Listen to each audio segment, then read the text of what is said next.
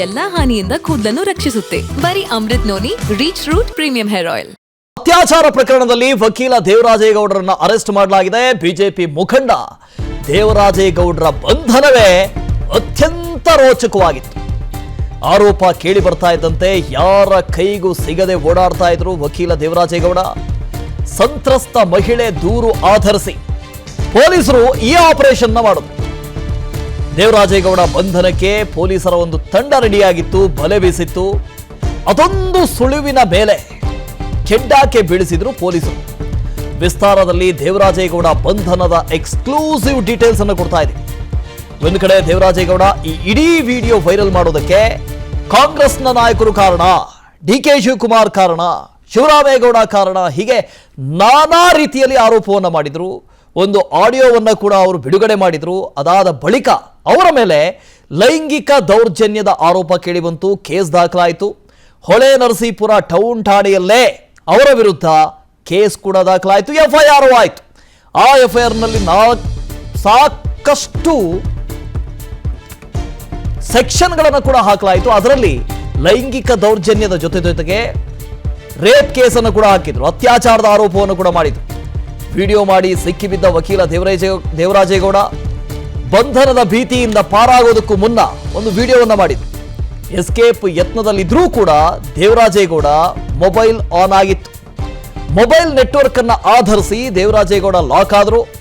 Video share ಮಾಡಿ ವಕೀಲ ಸಿಕ್ಕಿಬಿದ್ರು. ದೇವರಾಜೇಗೌಡ 3 ಬ್ಯಾಗ್ನ ಸಮೇತ ಎಸ್ಕೇಪ್ ಆಗೋದಕ್ಕೆ ರೆಡಿಯಾಗಿತ್ತು. ಆಗಲೂ ಕೂಡ ದೇವರಾಜೇಗೌಡ ಅವ್ರನ್ನ ಹಿಡಿಯೋದಕ್ಕೆ ಯತ್ನ ಆಯಿತು. ಚಿತ್ರದುರ್ಗ ಜಿಲ್ಲೆ ಹಿರಿಯೂರು ಬಳಿ ದೇವರಾಜೇಗೌಡರನ್ನ ವಶಕ್ಕೆ ಪಡೆಯಲಾಯಿತು. ದೇವರಾಜೇಗೌಡ ವಶಕ್ಕೆ ಪಡೆದು ಹೊಳೆ ನರಸೀಪುರಕ್ಕೆ ಈಗ ಅವರನ್ನ ಶಿಫ್ಟ್ ಮಾಡಲಾಗಿದೆ. ಅಲ್ಲಿ ನೀವು ಗಮನಿಸ್ತಾ ಇದ್ರಿ, ಒಂದು ಕಡೆ ದೇವರಾಜೇಗೌಡರು, ಇನ್ನೊಂದು ಕಡೆ ಬ್ಯಾಗ್. ಈ ಬ್ಯಾಗ್ನ ಸಮೇತ ಎಸ್ಕೇಪ್ ಆಗೋದಕ್ಕೆ ದೇವರಾಜೇಗೌಡ ಪ್ಲಾನ್ ಮಾಡ್ಕೊಂಡಿದ್ರು.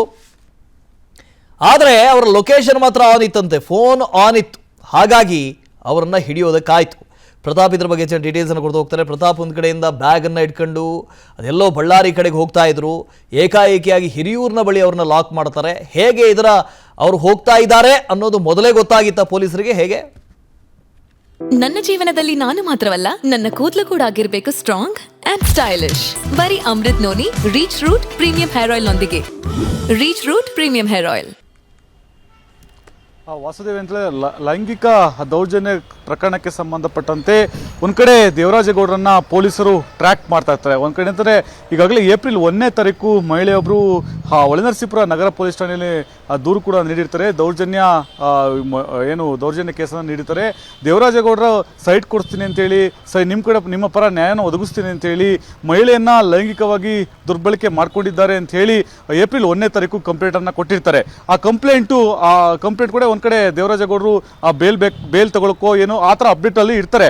ಅದಾದ ಬಳಿಕ ಒಂದು ಕಡೆ ಮಹಿಳೆ ಮತ್ತೊಂದು ಕಂಪ್ಲೇಂಟನ್ನು ದಾಖಲು ಮಾಡುವಂಥದ್ದು, ಅದು ಕೂಡ ದೇವರಾಜೇಗೌಡರ ಮೇಲೆ ಅತ್ಯಾಚಾರದ ಕೇಸನ್ನು ದಾಖಲು ಮಾಡ್ಕೊಳ್ತಾರೆ.